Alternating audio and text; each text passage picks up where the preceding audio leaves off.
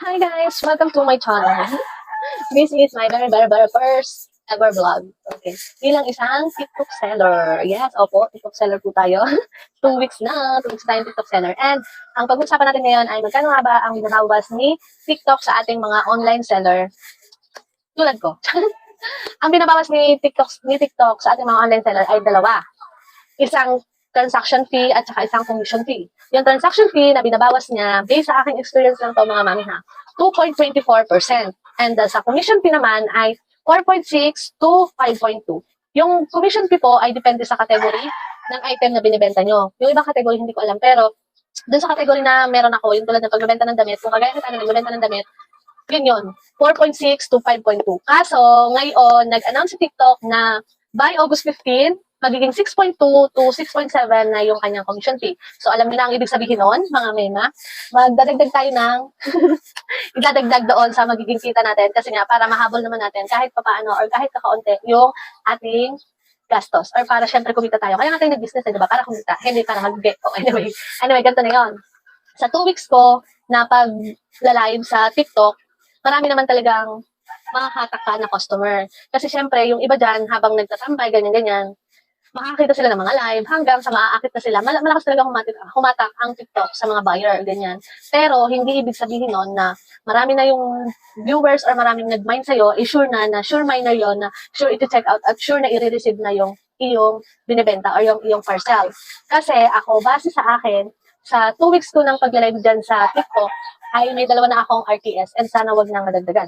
May return to seller ako na ang reason niya, wala daw siya doon, kaya i-cancel na lang kasi nasa Baguio siya. Di wow, ikaw na nakakamasyon. Ikaw na ang hindi stress. Ako na ang ini-stress mo. Ganon. Okay, ganyan yon ang mangyayari. Ni-return to seller niya sa akin, nagtataka ko same day, na parang i-deliver ngayon, out for delivery, pero naging RTS siya gano'n, nag-gets mo ba? Nag-gets nyo?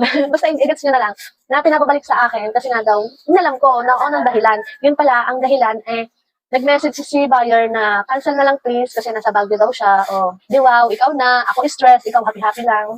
Charot. Ganyan. Yung isa ko naman ng RTS, basta-basta na lang, walang dahilan, na ayaw niyang tanggapin si parcel. Yun yung inaano ko sa inyo, na hindi lahat na nagmamind sa live nyo talagang sure buyer at sure na hindi kayo lolokohin or babugusin. Aww, manloloko.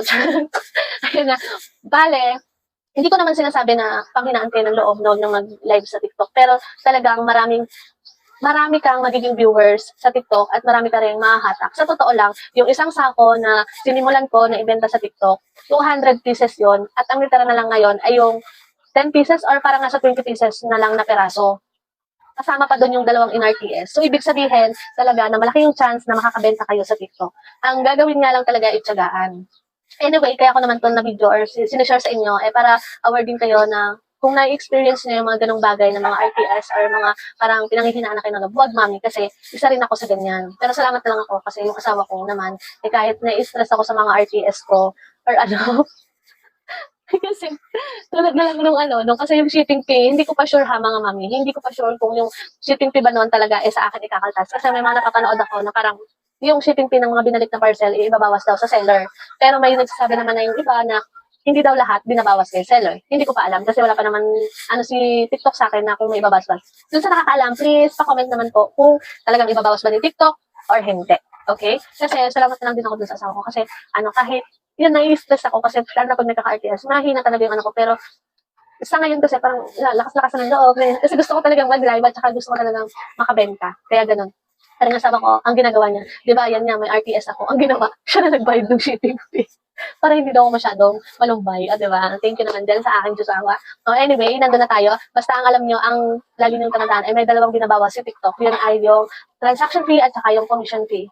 And anyway, yung iba pang experience ko bilang bagong new seller ay, thank you.